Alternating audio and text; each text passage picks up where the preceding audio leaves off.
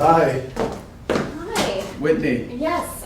Skye, how are you? Hi. It's nice to meet you. Have you been waiting a long time? No, not too bad. I'm so bad with time and I don't have a watch and this and that. Yeah, it's all good. No worries. Oh. Whew.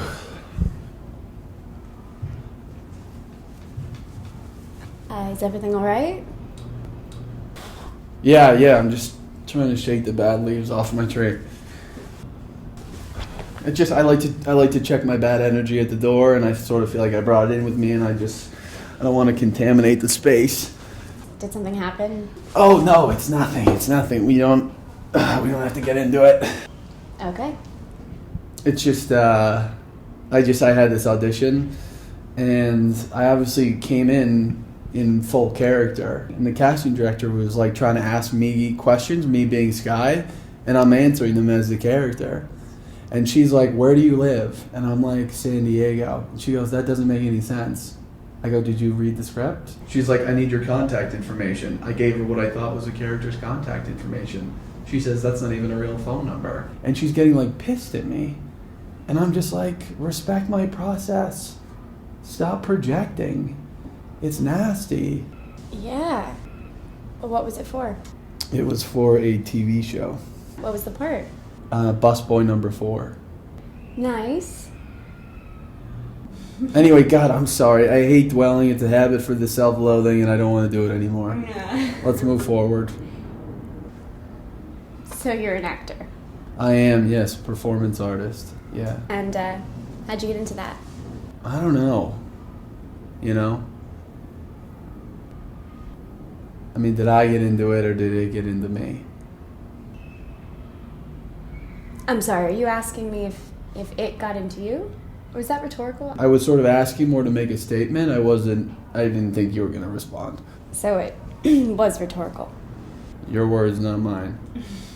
So did you grow up doing a lot of plays? No.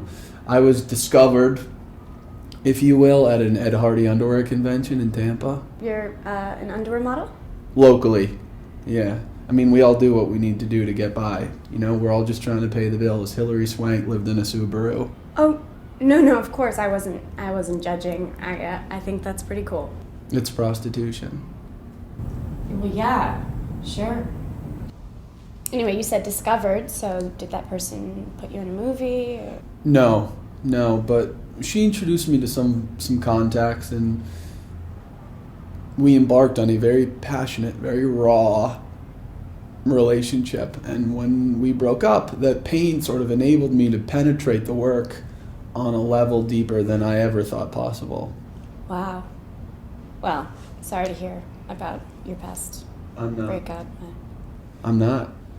You know, now that pain is just another weapon in my arsenal of emotions. And the work has really just snowfalled from there. So can you just sort of cry on command? I can, but it wouldn't be authentic. It wouldn't be truthful.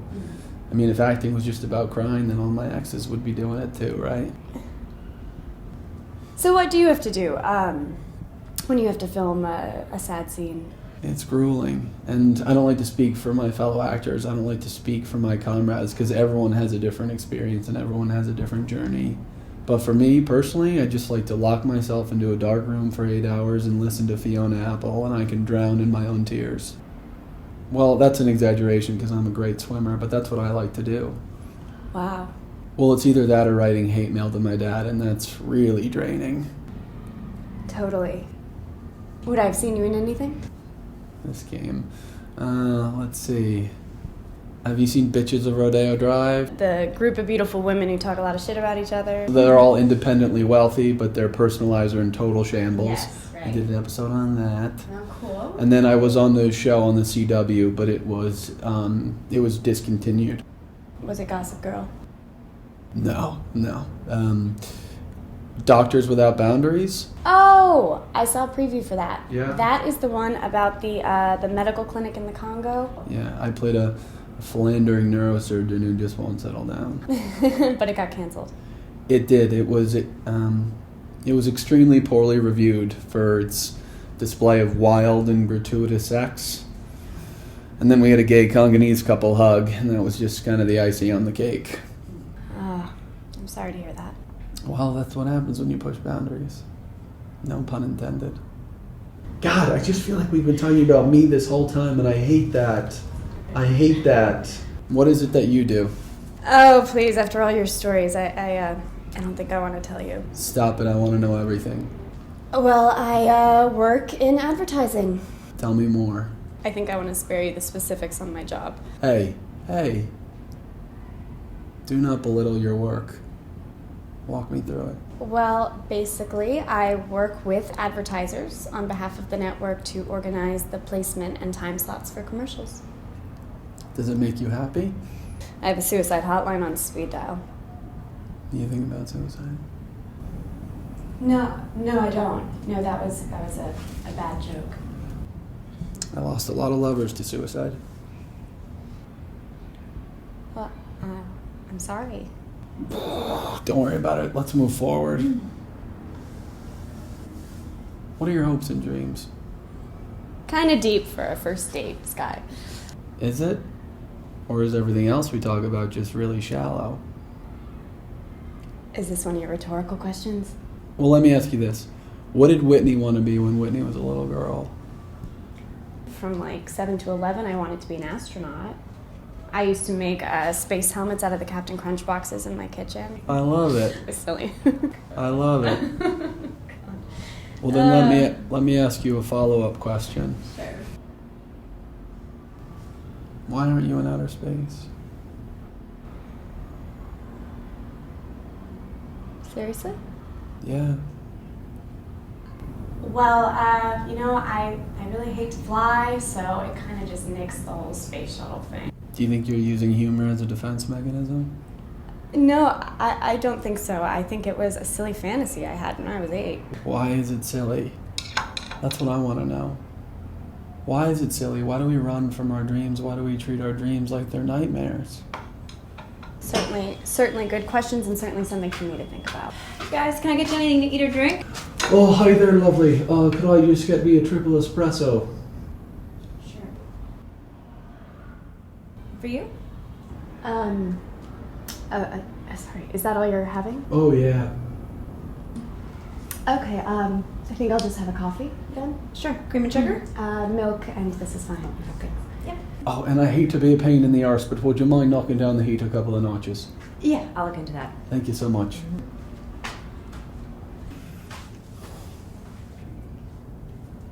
Why did you just talk like that?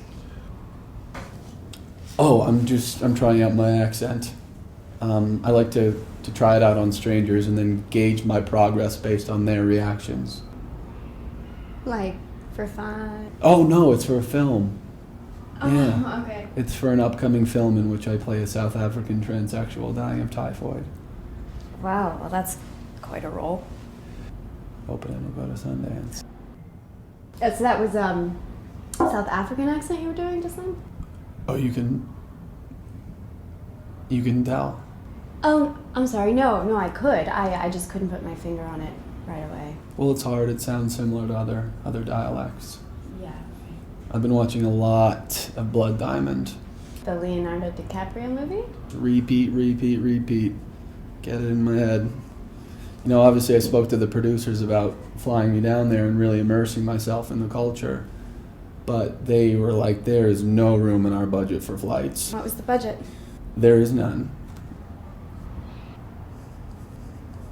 And anyway, so when I found that out, obviously I was heartbroken. So I put out an ad on Craigslist looking to live with any South African family living in the tri-state area temporarily. And I got in touch with this family, and I thought, great, this will be great. So I took a bus upstate, and it turned out to be this really heavy-set Pakistani man who wanted to harness me in some sort of medieval sex swing. Yeah, it was scary. But I felt partially responsible for putting myself in that situation because there were a couple of red flags along the way. Like what? Well, just questions that they wanted to know, like about my allergies, like was I allergic to bubbles or pleather or latex. That was weird. And then they wanted to know if I was double jointed or if I bruised easily. But you didn't think these were, rather disturbing questions? I don't know, I don't believe in throwing glass stones. To each their own. I was very upfront with Amir. I told him, I was very honest. I said, I really appreciate your hospitality. You didn't have to do all this and put the swing up and all that. And he lashed out at me, and he was really violent, and I don't know if it was a language barrier thing or what it was, but I really had to jet. I had to skedaddle for my own safety. All right, I have a triple for you. Thank you. A coffee for you. Can I get you anything else? Oh, I got my sugar right here, so thank you. None for me. Thank you. Oh, wow. You can just drink that black, huh? Well, I can't have any sugar or milk for dietary reasons, and artificial sweeteners are toxic. Yeah, well, it's my guilty pleasure. So bad, but... Not when your baby has a third arm. I don't believe it leads directly to mutancy, but there's some scary stuff in that, and we don't know what it is.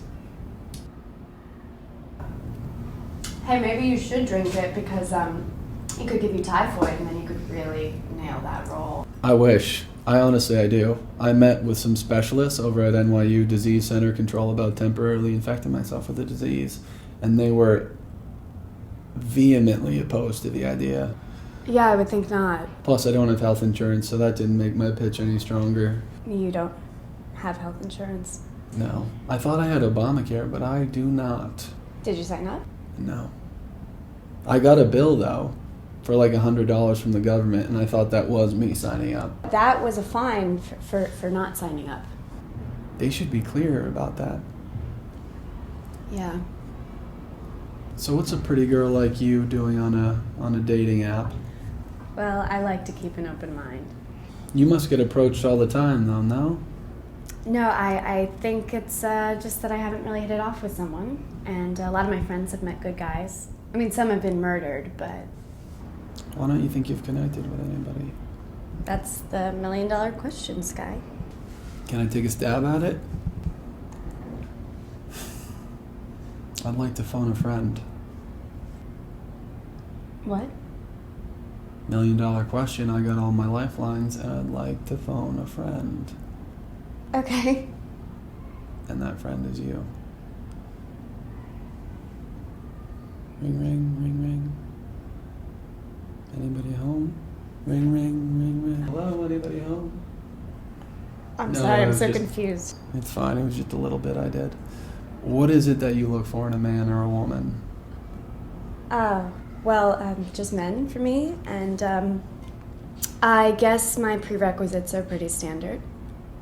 Sense of humor, kind, intelligent, stuff like that. Stuff like that. Do you think that's maybe where your problem is, that vague area? Stuff like that? Because I believe if you want something, you have to be able to specify, visualize, believe, and embrace. Mm. Are you familiar with The Secret? I've heard of it. I have not read it. It's a new age philosophy, and it's about putting out positive vibrations into the world, and you have to expect what it is that you want in order to receive it. I see. Yeah, it's how Lincoln freed the slaves. I thought it was by winning the Civil War. How do you think he won? Wow, that is deep.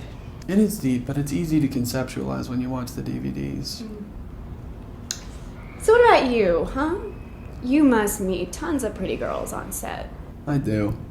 But I don't know, I like exposing myself as much as possible to new experiences.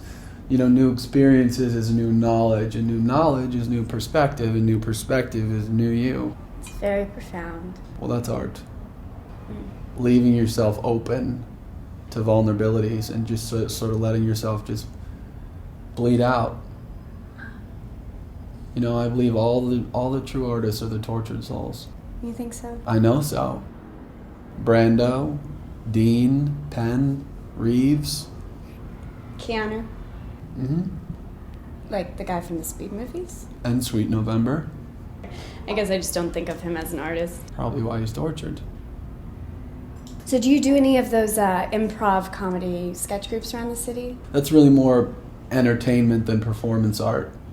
I am in a troupe, but it is not comedic. Oh, okay. What's that? It's called the Underground Railroad.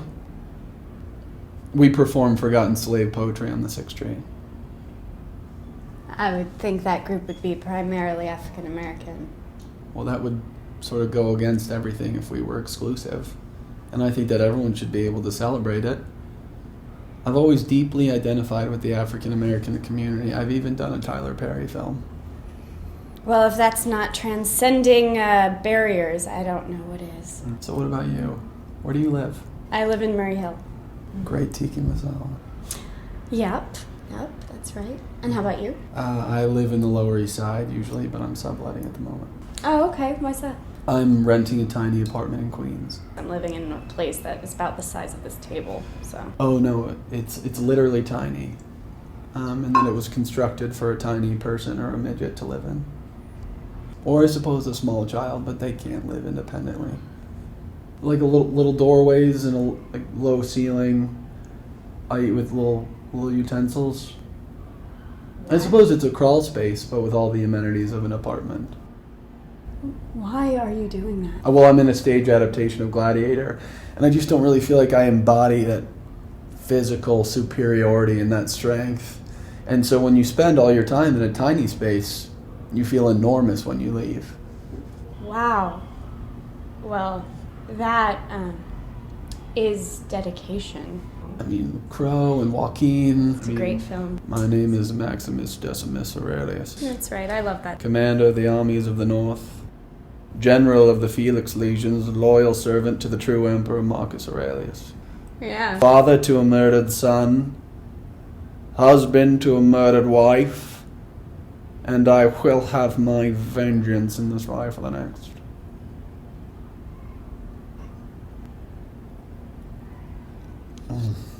That was my monologue. Very good.